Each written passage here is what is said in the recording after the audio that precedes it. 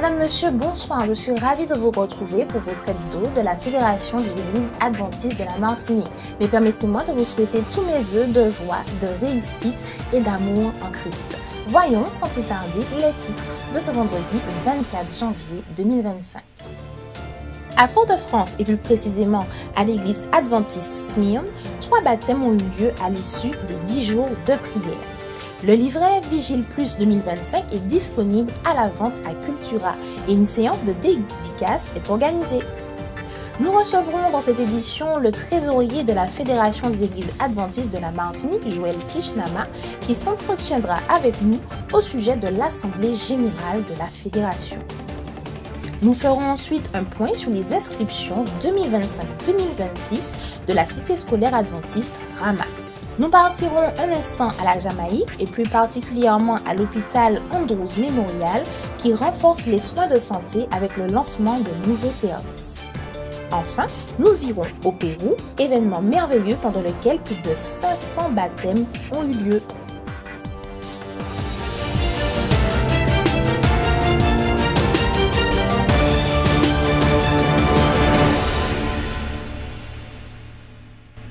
À l'église adventiste Smyrne, les 10 jours de prière ont été marqués par une profonde transformation spirituelle. 3 personnes ont décidé de donner leur vie à Christ par le baptême, symbolisant une confiance complète en Dieu et un engagement à le suivre. Je vous propose de regarder ce reportage d'Espérance Média. À l'église adventiste de Smyrne, les 10 jours de prière ont été une occasion exceptionnelle de transformation spirituelle. Durant ces 10 jours, les participants ont été invités à libérer leur esprit des choses qui occupent leur vie, mais n'apportent pas de réelle satisfaction, pour se concentrer sur ce qui compte vraiment aux yeux de Dieu. Ce temps de prière et de réflexion a permis à chacun de vivre avec intention en découvrant davantage ce qui est essentiel. Ce parcours spirituel a conduit 3 personnes à une décision extraordinaire, celle de donner leur vie à Christ par le baptême. Une véritable célébration de foi et de renouveau pour toute la communauté.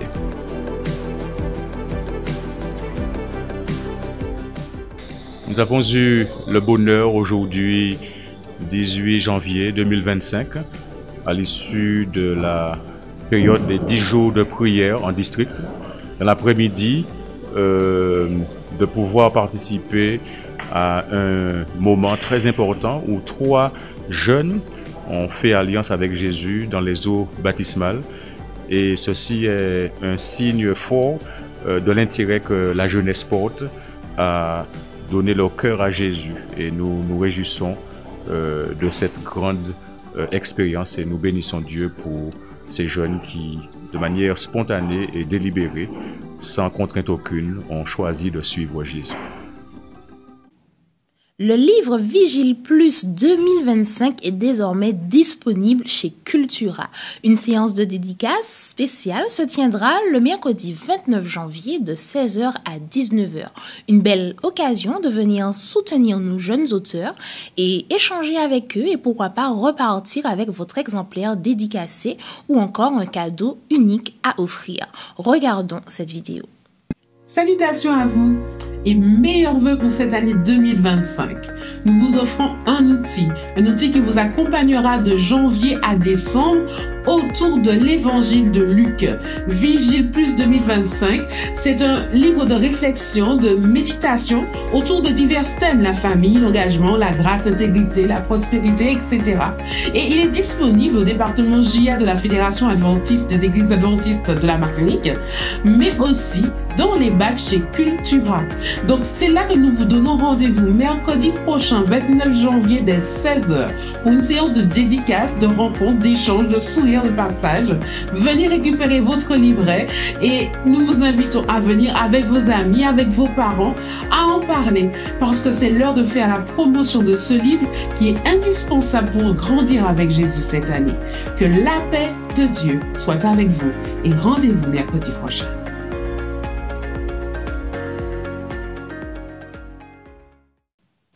Le proviseur de la cité scolaire adventiste Rama, Ronnie Follin, informe les familles intéressées de l'ouverture de la campagne d'inscription pour la rentrée scolaire 2025. Pour plus d'informations, vous pouvez consulter le site de l'établissement csarama.org. Partons maintenant à la Jamaïque et plus précisément à l'hôpital Andrews Memorial qui est géré par l'église adventiste. Cet hôpital a inauguré des services d'IRM et de cathétérisme cardiaque, renforçant ainsi son engagement à offrir des soins de qualité et à répondre aux besoins cruciaux en diagnostic et en santé cardiaque dans le pays. Regardons ce reportage. En Jamaïque, l'Andrews Memorial Hospital, une institution adventiste de renom, continue de renforcer son engagement envers la santé et le bien-être de la population.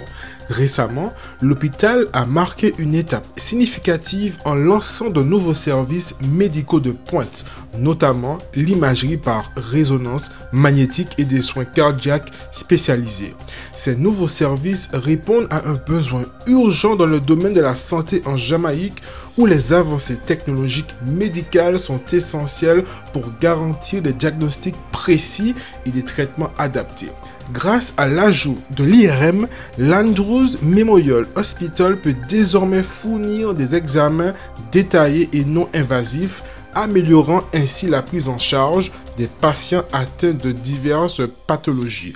Les services cardiaques viennent également combler un vide important en offrant des soins adaptés aux patients souffrant de maladies cardiovasculaires, une cause majeure de morbidité dans le pays. Ces avancées démontrent la volonté de l'institution de se maintenir à la pointe de l'innovation médicale tout en restant fidèle à sa mission de servir la communauté avec compassion et excellence. Avec ces nouveaux services, l'Andrews Memorial Hospital joue un rôle clé dans la transformation du paysage de la santé en Jamaïque, offrant à la population un meilleur accès à des soins de qualité. En tant qu'institution adventiste, cet engagement reflète également ses valeurs spirituelles, axées sur le service, le soutien et l'amélioration continue du bien-être des individus et des familles. Aujourd'hui, nous avons le plaisir de recevoir Joël Kishnama. Joël Kishnama, bonsoir. Bonsoir à toutes et à tous, chers téléspectateurs. Bonsoir Danida. Merci d'être là sur notre plateau. Nous rappelons que vous êtes le responsable trésorier de la Fédération des Églises adventistes de la Martinique. Alors aujourd'hui, nous allons parler plus particulièrement de cette Assemblée générale ordinaire qui aura lieu à Smyrne les 1er et 2 février. Quels sont les buts et objectifs de cette Assemblée générale? Alors il faut savoir effectivement que après chaque période quadriennale, la dernière Assemblée ayant eu lieu au mois de mai 2021. Cette année, effectivement, nous avons, comme tous les 4 ans, nous avons une assemblée dont le but est de pouvoir rendre des comptes. Nous avons nommé il y a 4 ans une administration, il y a eu des chefs de département, des responsables, des directeurs des départements qui ont été nommés. Donc c'est la période où, lors de cette assemblée plénière, quadriennale, cette assemblée générale ordinaire, c'est l'occasion de rendre des comptes, de présenter des rapports, n'est-ce pas, de ce qui a été fait pendant le quadriennat, et bien entendu de poursuivre la continuité de poursuivre la continuité, être dans la continuité, poursuivre la mission de l'Église à travers les plans et résolutions. Parce qu'il y a toute la partie présentation des rapports, il y a aussi toute la partie nomination des nouvelles équipes, etc. Mais il y a aussi surtout les plans et résolutions, n'est-ce pas, pour le prochain quadriennat. Donc voilà en quelques mots, si je puis dire, les objectifs, les principaux objectifs de cette Assemblée.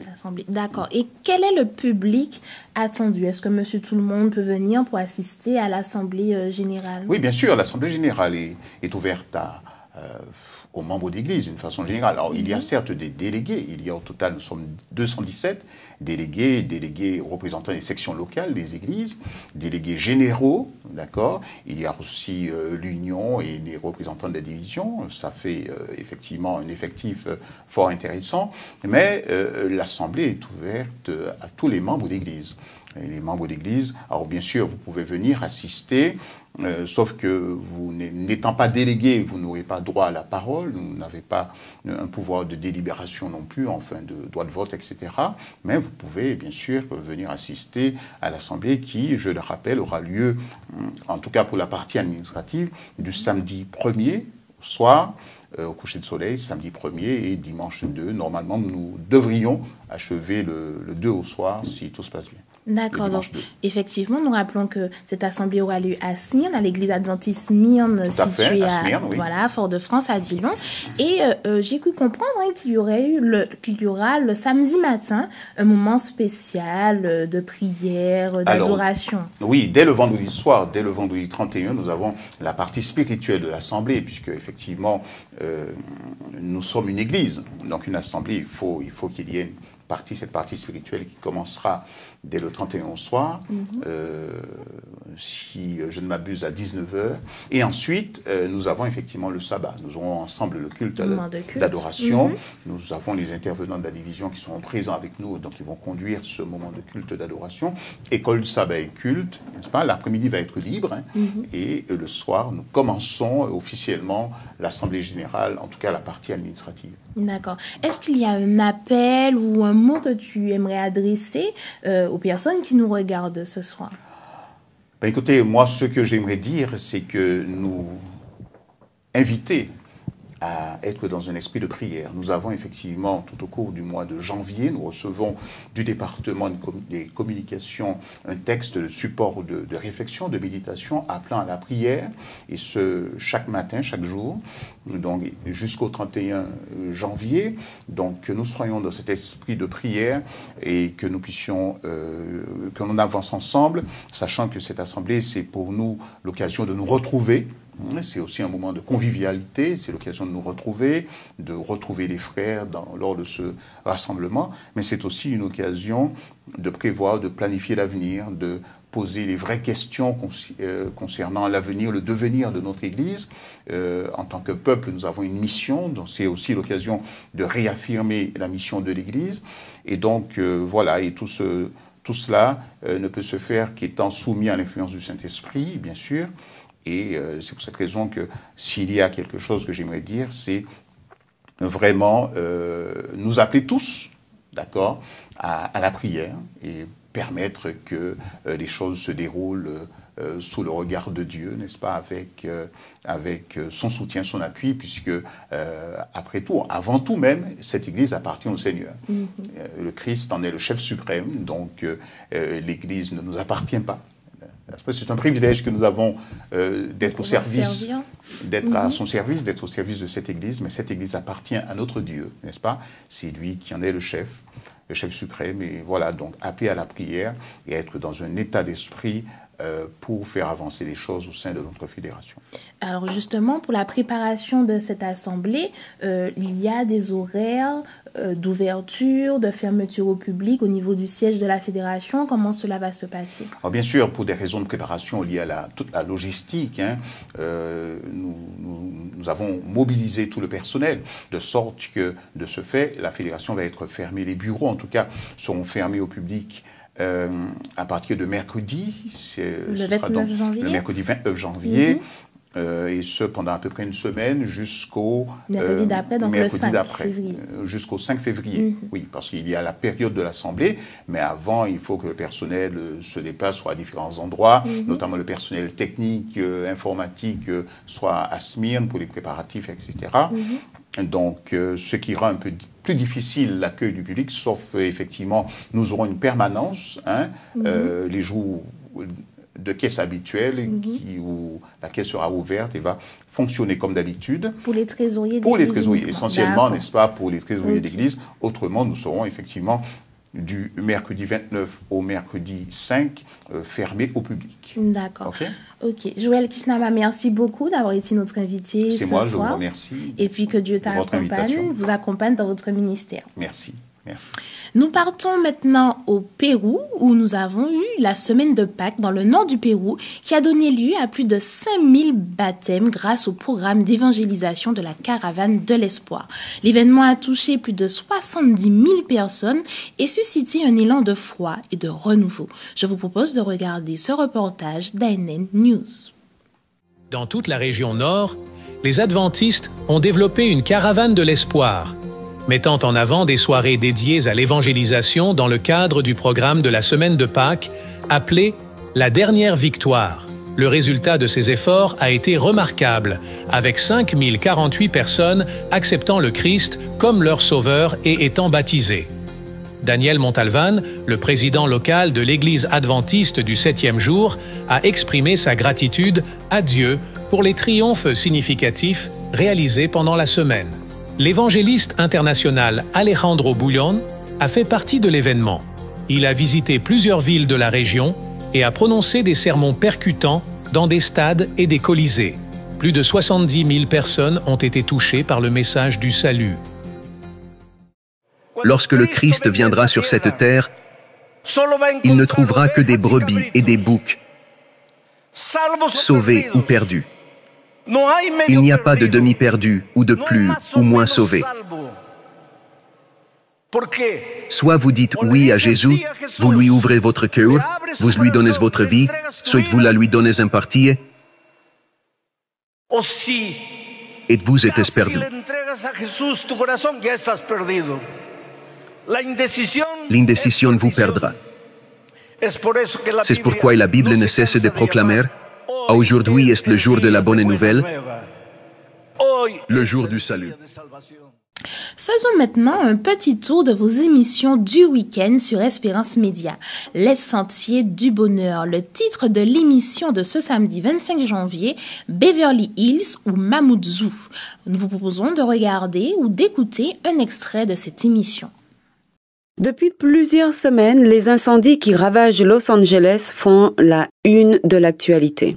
Des quartiers très huppés sont concernés comme ceux de Pacific Palisades ou encore Beverly Hills et les images restent impressionnantes.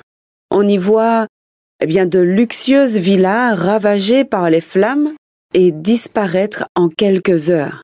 Ces images en rappellent d'autres tout aussi tragiques, cette fois dans les bidonvilles de Mamoudzou, la capitale de Mayotte, ravagées par le cyclone Chido. En moins de 24 heures, ces quartiers pauvres ont été rayés de la carte. Tout ceci donne à réfléchir quand on constate que, de Mamoudzou à Beverly Hills, l'œuvre des hommes demeure d'une grande fragilité. De plus, il y a eu dans les deux situations au contexte radicalement opposé de nombreux morts. On ne peut donc que compatir aux douleurs des familles. Ces situations mettent en évidence que personne n'est à l'abri d'une catastrophe qui emporte tout sur son passage. Riches et pauvres partagent finalement la même vulnérabilité face aux aléas. Même si de bonnes infrastructures limitent les dégâts, elles ne peuvent que limiter et non les stopper. L'épisode est disponible sur le site adventiste.mq et il sera également diffusé le samedi à 13h sur les ondes d'Espérance FM 91.6. Votre Worship Moment. Nous recevons Elisheva avec son titre connu « Seigneur, me voici ». Écoutons un extrait. Je me tiens là en ta présence et devant ma voix pour crier ton nom, proclamer ta grandeur. Toi mon rocher, ma forteresse, je ne cesserai de louer ton nom, car tu es Dieu. Je me tiens debout devant toi, m'accrochant à toutes tes promesses. Ta parole agissante en moi me dévoile toute ta sagesse. Cette vidéo est disponible sur YouTube et également sur l'application Espérance Média. Ce samedi, le pasteur Grégory Desca nous emmènera en réflexion autour du sujet suivant. On regarde encore. Écoutons un extrait. Chers amis, quand vous regardez le paysage martiniquais, Quand je parle de paysage, je parle du contexte. Non seulement la Martinique, mais aussi ce qui se passe, ce qui se déroule dans le monde entier. Qu'est-ce que vous voyez? La réalité est qu'il y a beaucoup de raisons que ce que l'on voit se dérouler devant nos yeux crée chez nous de l'angoisse, de l'incertitude, de la colère et aussi du découragement. On a le sentiment que ça ne s'arrête jamais. Le mal est grandissant et les conséquences aussi. On a l'impression quelquefois que certaines personnes réfléchissent pour inventer de nouvelles bêtises. Et chaque jour est une occasion de vivre et ressentir des émotions qui, malheureusement, nous pourrissent la vie, nous empêchent de dormir. Cette vidéo sera disponible dès 7h30 sur votre chaîne YouTube Espérance Média. Le nouveau décor de votre émission Femmes vertueuses, femmes de valeur reçoit Karine Manoir. Regardons un extrait. Karine, je vais jouer avec toi ce matin. Je vais m'avancer. Et je suis presque convaincue de ne pas me tromper. Enfant, depuis ce matin, on se côtoie, peut-être depuis une demi-heure. Je te vois bien en petite fille débrouillarde, intrépide, une petite fille qui aime rire, une petite fille à l'esprit ouvert. Est-ce que tu pourrais compléter ce tableau? C'est vrai. Quand j'étais enfant, alors selon certains de mes souvenirs et selon les dires de ma mère, de mes parents, j'étais assez solitaire. Mais j'étais débrouillarde. C'est-à-dire, je suis deuxième. Donc, en général, les deuxièmes ont fait notre place parce que les premiers ont déjà pratiquement tout pris. Donc, j'étais intrépide, mais j'avais quand même une certaine retenue. J'aimais beaucoup m'amuser. J'aime beaucoup rire. Depuis enfant, je suis comme ça. Voilà. Et pourquoi j'ai l'impression qu'il ne fallait pas non plus trop te marcher sur les pieds?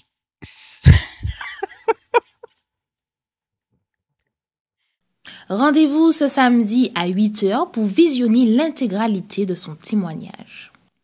Espérance Média est fière de vous présenter une nouvelle émission Le Fauteuil. Elle recevra Léna Oprah ce dimanche à 10h. Regardons un extrait. Alors, j'ai pas forcément toujours voulu être social media manager, mais j'ai toujours eu cette attirance en fait vers les métiers du digital. Et en soi, c'est une opportunité qui m'a été proposée, donc je l'ai saisie. C'est vrai qu'on a souvent tendance à vouloir tout réfléchir avant de vouloir commencer quelque activité que ce soit. Mais même dans la création de contenu, en fait, le plus important, c'est juste de commencer avec le matériel qu'on a, les idées qu'on a. Et après, la créativité va venir d'elle-même, en fait. Parce que c'est vrai que je suis constamment, mais vraiment constamment sur les écrans, et notamment sur les réseaux. Je scrolle à la recherche d'idées, d'inspiration, etc. Et c'est pas quelque chose qui est forcément sain, je dirais, pour le corps, pour l'esprit. Et donc oui, souvent, ça m'arrive de venir me ressourcer à la campagne, à la rivière, à la mer ou autre, tout simplement pour pouvoir libérer mon esprit et ensuite repartir avec de meilleures idées, juste avoir un esprit clair. Ne manquez pas ce rendez-vous ce dimanche sur votre chaîne YouTube Espérance Média Martinique. Voyons maintenant quel temps il fera ce samedi 25 janvier avec Audrey.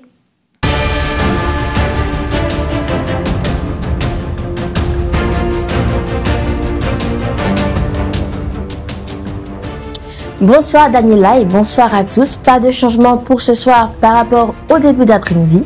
Le ciel restera nuageux avec de rares averses qui concerneront toute l'île. La température sera de 24 degrés, voire 19 au Morne Rouge. Et puis nous sommes en vigilance jaune pour vague de submersion côté nord-atlantique. Samedi matin, rassurez-vous, le soleil fera son grand retour sur l'île avec des températures entre 25 et 27 degrés. Est-ce que cela augure une belle journée ensoleillée? Eh bien, dans l'après-midi, bonne nouvelle, le soleil sera encore présent et les températures augmenteront à 30 degrés. Côté mer, en Caraïbes, la mer sera peu agitée au large et près des côtes avec des creux moyens atteignant les 1,10 m.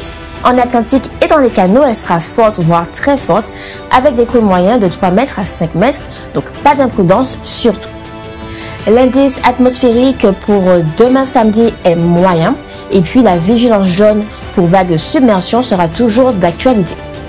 Samedi soir, la soirée sera marquée par le retour des nuages et puis aussi quelques averses qui seront présentes durant la nuit. Les températures, elles, redescendront autour des 24 degrés. D'ailleurs, voyons l'activité du soleil par rapport à samedi. Le soleil se lèvera à 6h33 pour se coucher à 17h59. Voilà Daniela, c'est tout pour les prévisions. Restez tout de même vigilants en cas de changement. Et moi, je vous souhaite une excellente soirée et un bon week-end. Et n'oubliez pas, prenez soin de vous et je vous dis à bientôt.